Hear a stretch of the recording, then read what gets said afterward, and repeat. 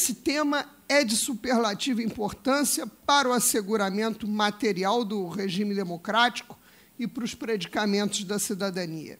E eu procurei trazer, não uma mera exposição das modificações, porque os colegas que me antecederam certamente o fizeram muito melhor do que eu, mas algumas reflexões sobre o que estamos vivendo sobre esse tema. Não se faz eleição sem dinheiro. Aliás, não quero ficar igual o deputado que a doutora Denise criticou, mas nada se faz sem dinheiro.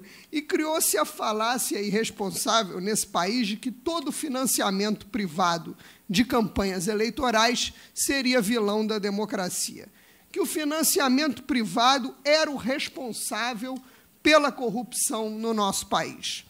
O imaginário social do brasileiro, nos últimos tempos, tem sido assombrado pelos fantasmas da corrupção. E, embora saibamos que a corrupção atingiu níveis absurdos e indesejáveis, devemos lembrar que o ataque às instituições democráticas e aos direitos políticos duramente conquistados faz parte de uma pauta moralista que é divorciada do direito. As interpretações moralistas não nos atendem em especial quando flexibilizam, sobretudo, direitos constitucionais. Não sejamos ingênuos, não há democracia mesmo sem dinheiro. E o culpado pela corrupção não é o financiamento privado. O culpado pela corrupção é o corrupto, que vai ser corrupto no financiamento público, vai ser corrupto no financiamento privado e vai ser corrupto no financiamento misto. Porque corrupto é corrupto. Nas últimas eleições, o que nós vimos, graças a essa onda moralista, foi o império do Caixa 2. Eu tenho 28 anos para 29 de advocacia só na área eleitoral. E digo aos senhores, sem medo de errar, nunca houve tanto Caixa 2 como agora, com as inúmeras proibições, com as inúmeras vedações de financiamento que estão sendo impostas. O que é imprescindível, e é para isso que temos que lutar, é transparência, controle de contas, como a doutora dizia, e fiscalização realmente permanente. Até porque agora, pelo novo desenho, os dirigentes partidários, como a doutora Gabriela estava muito bem ressaltando sua brilhante palestra, estarão sujeitos à improbidade administrativa, caso não hajam como se deve, né? Transparência, controle de contas são paradigmas do direito eleitoral no que se refere a financiamento de campanhas e contas prestadas. Mas continuar a tratar o dinheiro privado como vilão nacional, como bode expiatório responsável por nossas mazelas administrativas e eleitorais, e como agora onerar absurdamente o pobre do contribuinte brasileiro com o chamado Fundo Especial de Financiamento de Campanha, como a doutora dizia, na escala de bilhão, criado recentemente na reforma política de 2017 para tapar o buraco, o hiato, né, da falta dos recursos privados, não me parece razoável. Ainda não há um dado preciso que permita saber o valor final que esse fundo atingirá. O que existem são estimativas. Ele será formado com remanejamento do orçamento 2018, de modo que 30% dos recursos destinados às emendas de bancada de execução obrigatória serão transferidos para o fundo e também a ele será acrescido o valor da compensação fiscal devido às emissoras de rádio e televisão pela veiculação da propaganda, que até da partidária, que deixará de existir a partir do início do próximo ano. A parte difícil vai ser apurar o valor referente à compensação fiscal 2017 para incluir no orçamento 2018, o que tem que ser feito ainda em 2017, uma vez que o total somente poderá ser aferido após o encerramento do exercício, com os pagamentos dos impostos e declarações das empresas no início de 2018. Um outro aspecto é a forma de divisão do fundo entre os partidos políticos. Eu não vou esmiuçar o que a doutora Denise já fez, né? Que, inclusive, ressaltando que esta divisão privilegiou a manutenção do status quo, mas esse modelo aprovado faz com que a distribuição faz com que a distribuição dos recursos públicos fique concentrado nas antigas e grandes agremiações. E esse tema acabará provavelmente sendo modulado pelo Poder Judiciário, através da judicialização. Uma outra celeuma é a ausência de um critério legal objetivo para a divisão do fundo entre os candidatos de determinado partido. A autonomia partidária prevista na Constituição prevaleceu. Exigiu-se apenas que o órgão nacional do partido estabelecesse critérios específicos e os divulgasse como condição de receber o dinheiro público. A autonomia partidária é um corolário constitucional importante, mas sabemos que, quando mal aplicada, tem sido instrumento de blindagem para a manutenção dos oligopólios partidários. A iniciativa de asseguramento de recursos do fundo em prol das mulheres também não foi considerada pelo legislador. Aliás, o tempo que a Justiça Eleitoral dispôs para incentivar a participação feminina na política, agora também será destinado ao incentivo dos jovens e negros. Foi pulverizado esse tempo, o que foi um prejuízo para, especificamente, a causa das mulheres. Foram admitidos o crowdfunding e a comercialização de bens e serviços, com a possibilidade de realização de eventos pelo próprio candidato e pelos partidos políticos. Vale lembrar que a venda de bens e serviços e a realização de eventos já era admitida pela Justiça Eleitoral. A novidade está exatamente nesse microfinanciamento das campanhas por meio da internet, que antes somente poderia ser feito diretamente pelo candidato e pelo partido. E agora a intermediação passa a ser admitida, desde com a garantia da transparência e a identificação da origem do dinheiro recebido. A nova lei admite ainda que a arrecadação das doações pela internet, como nos adiantou a doutora Denise, possa ser iniciada antes da escolha dos candidatos, a partir de maio. Mas não se tem, nesse momento, uma definição de quem pode ou não adquirir esta condição de pré-candidato. Essas distorções do financiamento e, obviamente, o império sem controle do financiamento privado atentavam contra o princípio da igualdade, contra o princípio da par condicio, da igualdade de chances eleitorais com geratriz no, então, Tribunal Constitucional Federal Alemão.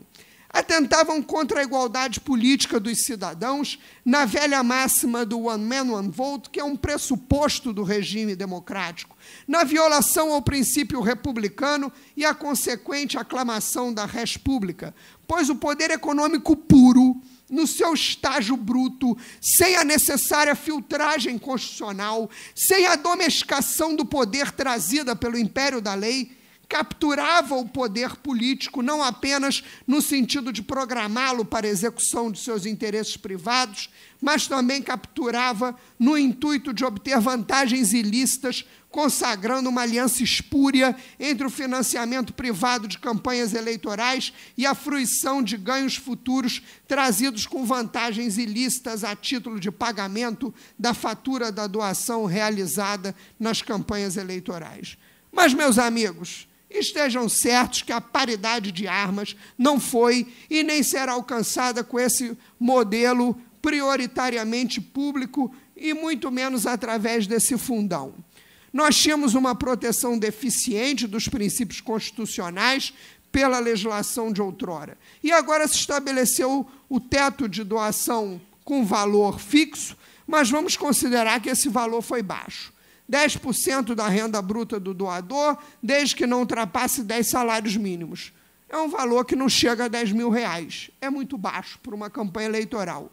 Isso foi uma boa conquista, mas com esse valor baixo, nós temos que fazer algumas considerações. O limite com base tão somente no percentual não agradava a ninguém.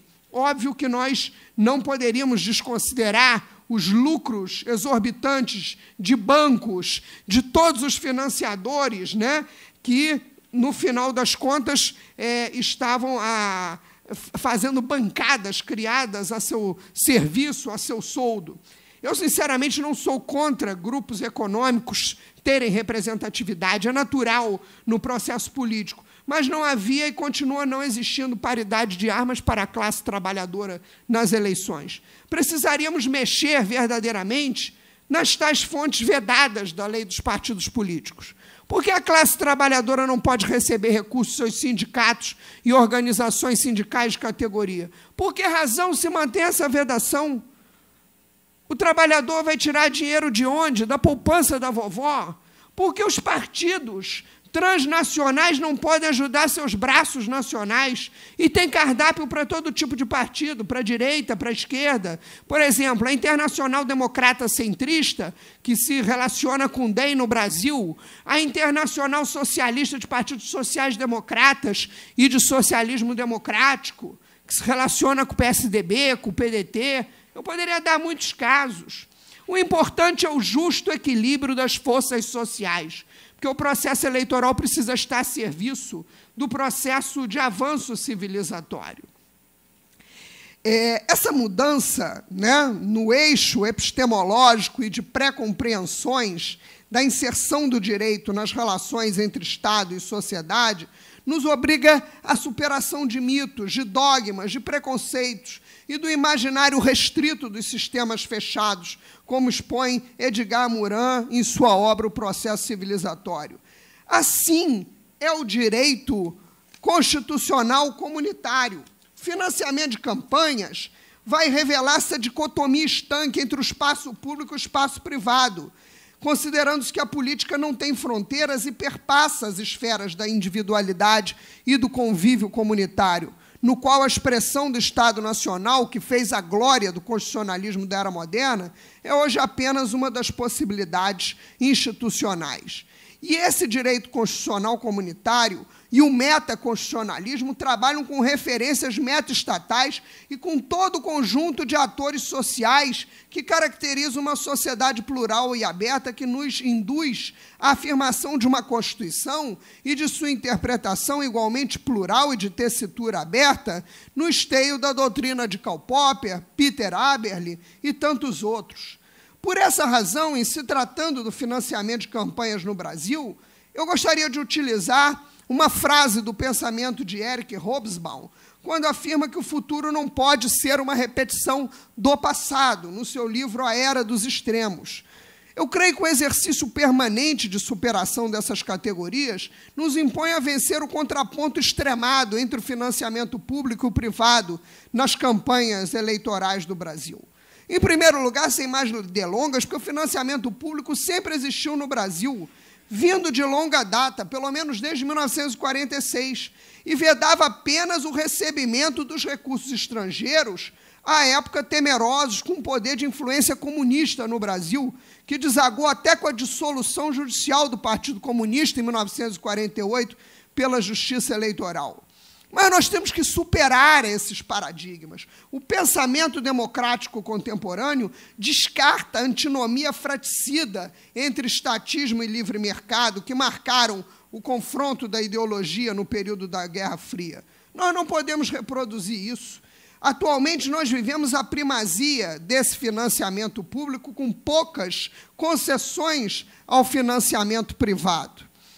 Mas nós precisamos manter em regime de solidariedade a aproximação dos partidos com a sua militância, com os seus filiados, com os seus agentes sociais como um todo, fazendo uma combinação sadia de espaço público e privado na organização social sob a ótica do constitucionalismo comunitário.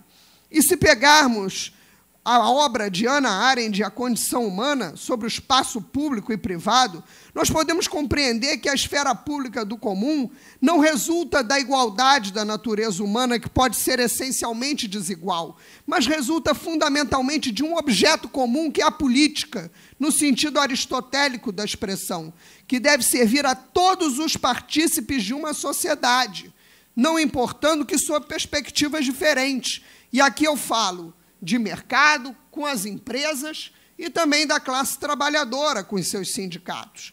É nesse momento, e com melhor respeito às opiniões que professam o contrário, eu defendo não só o financiamento privado ad valorem, agora alcançado, como inclusive com a participação das empresas e sindicatos, como algo benéfico e defensável na quadra atual democrática do poder, com transparência e rigor de controle da justiça eleitoral.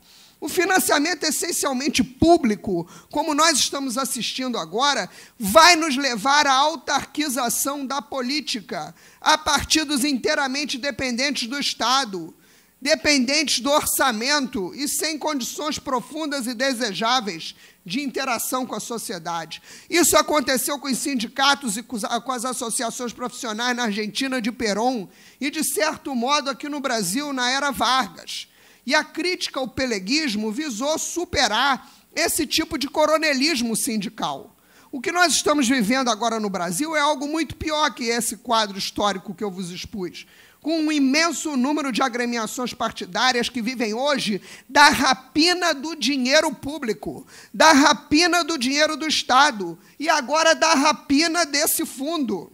Por isso, eu considero que o avanço civilizatório e o alcance da par condício, da igualdade de armas entre os grupos conflitantes, a quebra das vedações impostas aos seus genuínos financiadores, com modulação justa e razoável, libertando empresas e sindicatos para migrações do público para o privado e do privado para o público, de modo a impedir a um só tempo a autarquização pelo excesso do financiamento público e a mercantilização das eleições pelo excesso do dinheiro privado. Assim, nós teremos um justo equilíbrio. A possibilidade de fazermos doações aos candidatos de nossa predileção é um direito político legítimo do exercício da cidadania e os direitos políticos são subespécie dos direitos humanos inalienáveis, constituindo-se como principal pilar da realização do princípio democrático. A proibição do financiamento privado e empresarial só gerou guetos de financiamento, caixa 2, em um submundo invisível ao controle nosso, invisível ao controle da sociedade, invisível ao controle da justiça eleitoral. Todos vilanizam o métier eleitoral. A cada rodada de eleição inventa um novo vilão para as nossas mazelas. Um dia é o financiamento, outros são as coligações, agora é a propaganda partidária, daqui a umas resoluções à frente ela volta. O que querem é criminalizar a política. Querem melhorar a situação? Comecem pela reforma da lei das licitações e suas tantas dispensas e inexigibilidades. Já melhoraria muito, mas não. É mais fácil encontrar um falso vilão, carnavalizar o problema, jogar o lixo para debaixo do tapete, fingindo que se limpou a casa. E o lixo do Caixa 2 está imperando debaixo do tapete e vai continuar a imperar em 2018, financiando campanhas com dinheiro oculto, do tráfico de drogas, das milícias, da prostituição de crianças e adolescentes. Me desculpem a franqueza, mas eu venho do Rio de Janeiro, né? Então, com dinheiro oculto e dinheiro sujo, né? Melhor as empresas e os sindicatos. Eu preferiria, com fiscalização, transparência, controle, pois, como alertou sabiamente o já aposentado juiz Paul Stevens, da Suprema Corte Americana, ao comentar o importante acórdão da Suprema Corte daquele país, McConnell versus Federal Election Commission, que decidiu sobre a constitucionalidade de lei do Congresso americano que reconhecia a constitucionalidade do financiamento privado, disse o excelentíssimo juiz: dinheiro, tal como água, sempre vai encontrar uma saída. E para nós, players de tudo isso, que vivemos nessa constante zona de sustos, doutora Denise, porque surpresa é coisa boa. Quando é ruim, é susto, né? Nós que estamos sempre tomando sustos no universo eleitoral, com mudanças violentas, muitas vezes atentatórias à Constituição, eu gostaria de finalizar aos colegas, em especial aos colegas advogados, que vejo vários amigos queridos de vários estados da federação, queria citar Nietzsche, transvalorizando todos os valores, quando afirmou: o que não nos mata, nos fortalece. Então, aos amigos eleitoralistas do Congresso de Santa Catarina, vamos para mais uma eleição, porque o que não nos mata, nos fortalece. Obrigado.